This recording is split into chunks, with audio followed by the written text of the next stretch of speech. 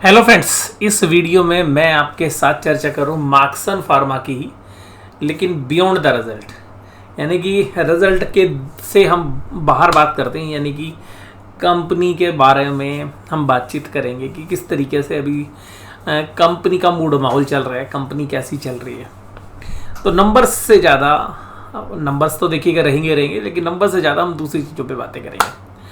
देखिएगा, इस कंपनी ने जो परफॉर्मेंस दी है उसमें हमें प्रेजेंस पता होनी चाहिए, कंपनी कहाँ कैसे काम कर रही है। देखिएगा, ये जो कंपनी काम कर रही है ये जेनरिक ड्रग्स में कर रही है। जो ओवर द काउंटर ड्रग्स है उसमें इसने अपना एक पोर्टफोलियो बहुत तेज़ी से बढ़ाया है। ओवर द काउंटर ड्रग्स वो ड्रग्स होती हैं जो डिपार्टमेंटल स्टोर्स पर बेची जा सकती हैं। इंडिया में तो देखिएगा ज़्यादातर क्या होती है, केमिस्ट शॉप पे ही तो दवाइयाँ मिलती हैं। लेकिन इंडिया से बाहर जो यूरोप है और यूएस से है, इंक्लूडिंग ऑस्ट्रेलिया एंड न्यूजीलैंड, वहाँ पर भी अगर हम देखें तो ये चारों मार्केट है इनकी, और जहाँ पर ओवर द काउंटर ड्रग्स बेची जा सकती है, यानी कि डिपार्टमेंटल स्टोर्स के माध्यम से। अब कुछ ड्रग्स ऐसी होती हैं जो डिपार्टमेंटल स्टोर में बेची ही नहीं जा सकती, वो केवल डॉक्टर की प्रिस्क्रिप्शंस पर ही सेल की जा सकती है, जिनको बोलते हैं आरएक्स ड्रग्स। यानी कि प्रिस्क्रिप्शन ही मिलेगी, डॉक्टर जब लिखेगा तभी वो दवाई केमिस्ट की दुकान से ही मिलेगी, आपको जनरल स्टोर से नहीं मिलेगी। तो इस तरीके से जो चर्चा है वो हम करते हैं। तो आप ये जानिएगा जिस कंपनी में आप निवेश कर रहे हैं वो किस तरीके का सेगमेंट में है। तो ये कंपनी मार्क्सन फार्मा ऐसे सेगमेंट में जहां ओवर द काउंटर ड्रग्स का जो इस कंपनी के लिए बोलबाला है, और ये कंपनी जो है फेवरेट जो डेस्टिनेशंस हैं वो उन्हीं डेस्टिनेशंस के ऊपर बैठी हुई है। यानी कि सबसे मेजर यूएसए, उसके बाद यूके, ऑस्ट्रेलिया, न्यूजीलैंड, ये चारों लोकेशन पे बैठी हुई है, और यूरोप की भी बाकी कंट्रीज़ के साथ। और मेजर रेवेन्यूज़ आ रहे हैं आज की डेट में इनके पास यूके से। अब हालांकि यूके में इस बार इनकम टैक्स का रेट बढ़ गया 6%, जिसकी वजह से इनके प्रॉफिट पे डेंट पड़ गया थोड़ा सा, slightly, quarter on quarter basis. अब देखिएगा, ये कंपनी 2018 में जहाँ पे मात्र 44% बेचती थी ओवर द काउंटर ड्रग्स पे, आज ये कंपनी 3/4 क्वांटिटी यानी कि तकरीबन 75% हिस्सा ओवर द काउंटर ड्रग्स का बेच रही है। और जो डॉक्टर की पर्ची पर माल बिकता है वो केवल 25% हो गया, जो पहले तकरीबन 56% था। तो इस कंपनी का फोकस है इस over the counter drugs market में। सबसे खास बात क्या है कि ये जो कंपनी है ये लार्ज स्केल में प्रोडक्शन कर सकती है। अपने जो प्लांट है वो इस तरीके से बनाए हुए हैं कि लार्ज स्केल में प्रोडक्शन करती है, जो कि इसको जेनरिक ड्रग्स मार्केट में, over the counter drugs market में सबसे लोएस्ट कॉस्ट प्रोड्यूसर की उपाधि देती है। तो ये सबसे सस्ती बना लेती है। और अभी टेवा फार्मा के साथ जो इन्होंने करार किया था उसके बाद अभी कॉस्ट जो है, कॉस्ट तो सेम ही रहेगी, लेकिन उसके साथ साथ आपका जो प्रोडक्शन लेवल है वो बढ़ जाएगा। तो यहाँ पर जो है एक अच्छा खासा मार्केट शेयर ये दूसरी कंपनी का भी खा सकती है। हो सकता है कि फिर इनके मार्जिन्स पे थोड़ा सा इम्पैक्ट हो, क्योंकि सप्लाई इनकी तरफ से थोड़ी सी ज़्यादा होगी, लेकिन स्केल बहुत बड़ा हो जाएगा। तो ये तो थी बात आपके साथ कि किस तरीके की ड्रग्स बेचती हैं। उसके बाद बात करते हैं कि भाई ये कंपनी का जो मेजर सेगमेंट है वो क्या था इस क्वार्टर में। स्पेशली 44% पेन मैनेजमेंट में था, दर्द से जुड़ी हुई दवाइयाँ। उसके बाद 9.2% था सीवीएस, कार्डियोवास्कुलर सिस्टम जो है उससे रिलेटेड दवाई। 14% जो दवाइयाँ थी वो इनकी थी कफ एंड कोल्ड की। तो देखिएगा, दो ही सेगमेंट है जहाँ पर ये कंपनी का ज़्यादा फोकस है, वो है pain management, cough and cold. फिर है सीएनएस, तो सीएनएस के अंदर 8% हिस्सा था इनका, और यानी कि मेजर आपका पेन मैनेजमेंट या कफ एंड कोल्ड से ही आता है इनका। और देखिएगा, यूरोप में जो कफ एंड कोल्ड की जो दुकानें हैं वो सब जनरल स्टोर पे दवाइयाँ मिलती है। पेन मैनेजमेंट में भी generally over the counter drugs है। एंटी डायबिटिक्स में क्या होता है, जनरली प्रिस्क्रिप्शन ड्रग्स होती हैं, क्योंकि जो जब तक डॉक्टर लिखेगा नहीं वो दवाइयाँ मिलेंगी नहीं, तो वहाँ पे इसका सेगमेंट ज़्यादा है भी नहीं। तो ये कंपनी केवल 1.6% हिस्सा वहाँ पे रखे हुए हैं। और गैस्ट्रो के अंदर 8.5% हिस्सा है, और बाकी मिली जुली सब दवाइयाँ 14% हिस्सा था इस क्वार्टर में।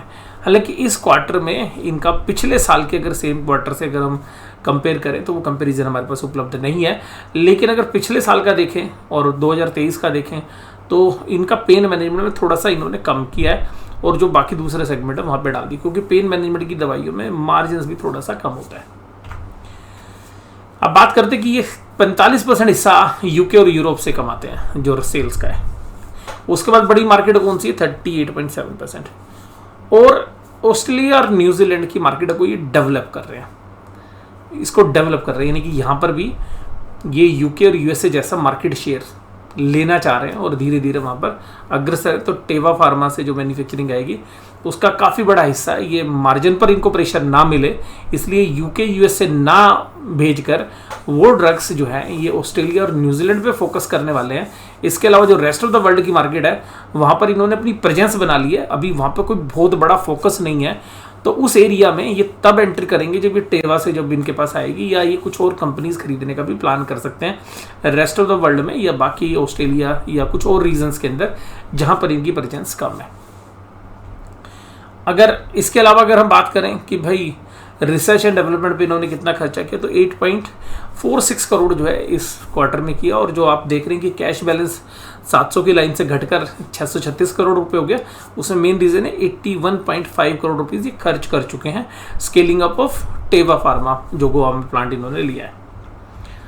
उसके बाद अगर हम बात करें कि भाई अप्रूवल्स वगैरह कैसे, इनके अप्रूवल्स वगैरह सब बढ़िया है। एम्प्लॉय कितने, 1400 से ज़्यादा एम्प्लॉय हैं, 300 से ज़्यादा प्रोडक्ट हैं, 76 प्रोडक्ट्स अभी और आने हैं, 4 मैन्युफैक्चरिंग यूनिट्स हैं गोवा, यूके और यूएसए के अंदर, 4 R&D सेंटर्स हैं इनके गोवा में, मुंबई के अंदर, यूके और यूएसए में। तो रिसर्च एंड डेवलपमेंट भी देखिएगा दवाइयों के बिजनेस में बहुत मेजर होता है, क्योंकि रिसर्च एंड डेवलपमेंट नहीं करोगे तो नई दवाइयाँ नहीं लाओगे। और ये कंपनी बैकवर्ड इंटीग्रेशन कर रही है, यानी कि जो API वाले जो बिजनेसेस हैं वहाँ पे जो इनके 9 मेजर मोलिक्यूल्स हैं उनको अपने ही जो सेगमेंट में शामिल करने जा रही है ये। तो अगर हम कुछ और बातें करें कि भाई ओवर द काउंटर ड्रग्स की मार्केट कैसी है, तो ओवर द काउंटर ड्रग्स की मार्केट इन्होंने पिछले 17 से 23 में 18% की CAGR से इन्होंने ग्रो किया है, यानी कि साल दर साल 18%।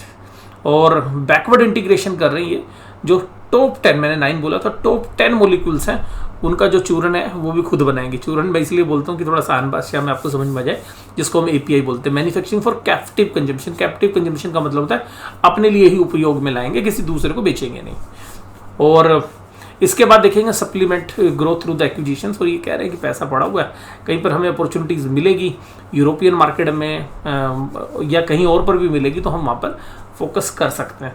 इसके अलावा कहते हैं पाइपलाइन में अच्छे प्रोडक्ट है, रिसर्च हमारी अच्छी चल रही है, 76 जो प्रोडक्ट्स हैं वो अभी हमारे पाइपलाइन में, तो हम प्रॉफिटेबिलिटी को आगे चल के बढ़ा सकते हैं। ओवर द काउंटर ड्रग्स में भी ये एंटिसिपेट कर रहे हैं कि जो मार्केट शेयर है वो हमारे पास तो रहेगा, लेकिन ओवर द काउंटर ड्रग्स की जो मार्केट है वो भी अच्छी तेज गति से ग्रो करने वाली है।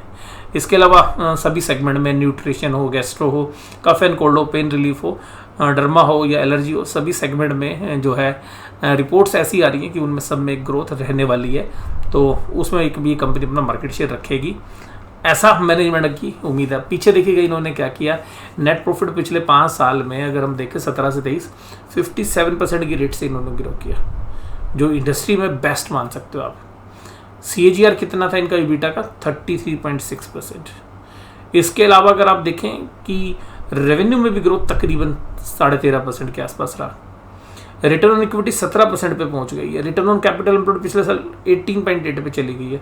डेट फ्री हो गई है कंपनी, माइनस में है डेट, यानी कि इतना कैश है कि ये दूसरे लोगों को डेट दे सकते हैं। फिक्स एसेट टर्नओवर रेशो यानी कि फिक्स एसेट्स का यूटिलाइजेशन बहुत बढ़िया हो गया, 3.7 पर पहुंच गया। तो मुझे लगता है कि ये जो सारी इन्फॉर्मेशन है ये रिजल्ट में तो नहीं है, लेकिन रिजल्ट के बाहर अगर आप सोचने की कोशिश करेंगे, जिन ड्रग्स को ये बेचते हैं जिन रिटेल स्टोर्स के सामने, वो आपके स्क्रीन पर आपको नज़र आ रहे हैं, जिन के माध्यम से बेचते हैं। प्राइवेट लेवलिंग भी करते हैं, दूसरों की दवाई बनाते हैं, उनका लेवल लगाते हैं और सबसे सस्ती बना देते हैं ये, तो इसलिए इनके पास मार्केट शेयर है। और कंपनी के पास खुद अपने 1500 से ज़्यादा जो स्टॉक कीपिंग यूनिट्स हैं, 300 से ज़्यादा प्रोडक्ट है, इनकी 1500 ऐसी जगह हैं जहाँ पर ये अपनी दवाइयाँ स्टोर करते हैं। और सब्सिडरी है इनकी, जो मैं आपके साथ पहले भी चर्चा कर चुका हूँ, जैसे यूके में बिजनेस मार्क्सन होल्डिंग में है, और मार्क्सन होल्डिंग 100% जो Marksans pharma UK limited own करता है, जिसको मार्क्सन फार्मा ओन करता है। तो मार्क्सन फार्मा की ये सब्सिडरी है, ये 2 कंपनियों को ओन करती है, जो बेल्स हेल्थ केयर है और रेल ऑन कैम है। इसी तरीके से मार्क्सन फार्मा USA इनकॉर्पोरेटेड है, जिसमें 100% हिस्सा मार्क्सन फार्मा के पास है, जो टाइम्स कैप लैब को ओन करती है। इसके अलावा ये 60% हिस्सा नोवो फार्मा के अंदर ओन करती है मार्क्सन फार्मा, जो ऑस्ट्रेलिया में धंधा करती है। और तकरीबन अभी 50 प्रोडक्ट का पोर्टफोलियो जो है यूएसए में 450 जो है स्टॉक यूनिट्स है इनके पास, यूके के अंदर, और 162 प्रोडक्ट लाइसेंस है इनके पास रेलोन कैम के पास। और जनरली इसमें से कोई कंपनियां यहाँ पर अगर आप देखेंगे मार्क्सन फार्मा के पास यूके में क्या है, मैन्युफैक्चरिंग भी है, मार्केटिंग भी है। और यूके में क्या है, यूएसए में क्या है, मार्केटिंग और मैन्युफैक्चरिंग एक ही कंपनी के पास है, जबकि यूके में दोनों अलग अलग के पास है। इसके अलावा जो बाकी एरियाज़ है वहाँ पर भी इन्होंने एक कंपनी और एक्वायर की थी यूएई रीजन के अंदर। तो यूएई आप देख सकते हैं कि इस रीजन के अंदर भी ये आगे फोकस करेंगे। और यहाँ पे डर्मा फोकस्ड प्रोडक्ट है, क्योंकि जो धूप है वहाँ पे जो है काफ़ी तेज़ होती है, तो स्किन की जो प्रॉब्लम्स होती है वहाँ पर उस एरिया को ये फोकस करना चाह रहे हैं। तो बस यही मैं आपके साथ शेयर करना चाहता था। तो मार्क्सन फार्मा की आज आपके साथ हमने 3 वीडियो शेयर किए हैं, जिसमें से एक वीडियो भी हम शेयर कर चुके हैं नॉर्मल फोरम पे, एक वीडियो हम शेयर कर चुके हैं आपके साथ अल्फा मेंबरशिप ग्रुप पे, और एक ये वीडियो और आपके साथ शेयर कर रहे हैं। वीडियो देखने के लिए धन्यवाद। Thank you very much.